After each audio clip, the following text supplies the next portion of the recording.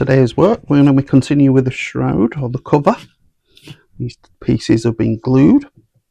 There, can't see the joint. Filled out with wood filler and started the sanding process. Going to finish that today, get it nice and smooth. Yeah, these are looking pretty good. Slight imperfection there, but it's covered with the filler, so that's good. The second part of the shroud were these ammo containers, the bottom part. These were printed at 100% infill. The print wasn't great. Thought I could rescue them. I probably can, but because they printed at 100% infill and they need to be glued to the rest of the body, these are too heavy. And that's the only glue seam there. So even if I do get it to glue to the other parts of the body, like this, it's not going to be stable and it's not flat. The print aren't great.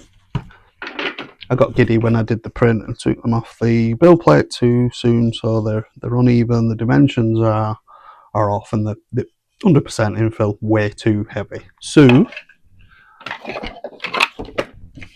reprinted 15% infill, much better, nice and smooth. Iron the top down so there's not as much finishing. The angle is a little off, so that today I'm just going to fill that in, get that smoothed down, give it a good sanding. But yeah, much happier with these pieces. And when they get glued to here, there'll be less weight, so it will attach better. So that's what it's going to look like. Front part starting to look like a real thing.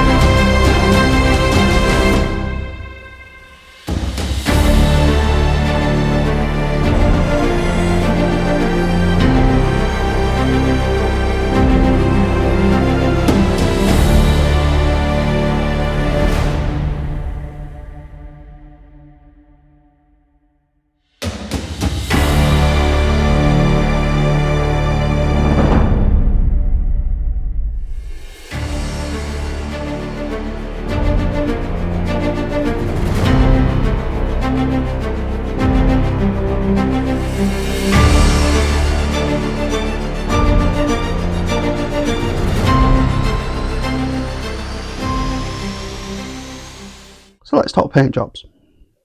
In the original Aliens film, the M41A Pulse Rifle was painted in brown bess, which is an old British Army colour, which you can't find. It's not in production, no one can find it. On all the replica prop forums, replica forums, there's loads of different methods of how to mix the paint for airbrushes and air guns and everything. I was never happy with that. It's probably a little bit too talented for my level at the moment, so I thought I'd go for my own unique paint job. So I chose this colour. It's nice and cheap. It's good paint, matte finish, allegedly, and the colour on the cap is a greeny brown. Looks perfect. I didn't read this bit here, so I thought I'd do some test sprays off camera on some of the minor accent pieces, and it came up with this colour. Very different, very different, very dark.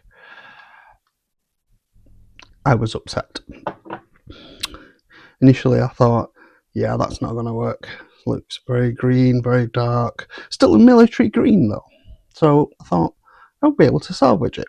And I was looking at these pieces and I thought, do you know, that dark colour might actually work? Because the final paint job will be distressed and weathered.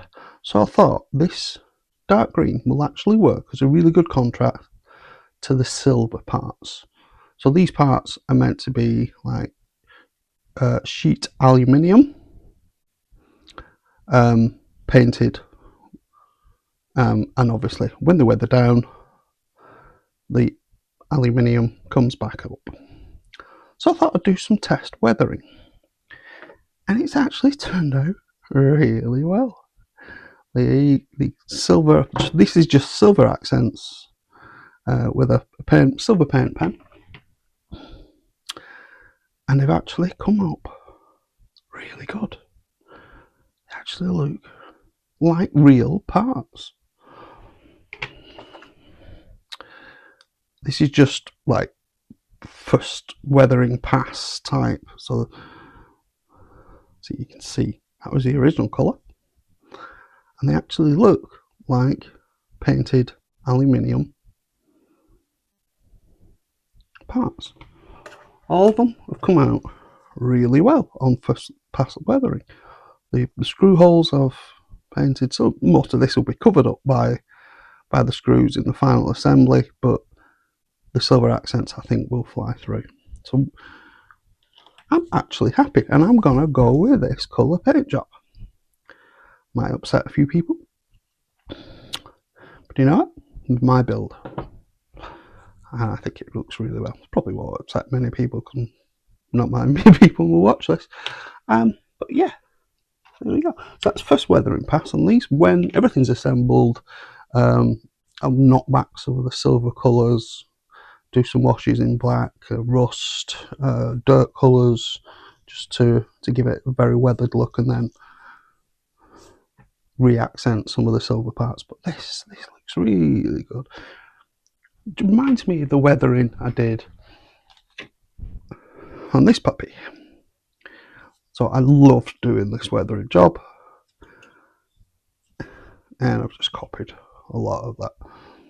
So this looks like a real thing.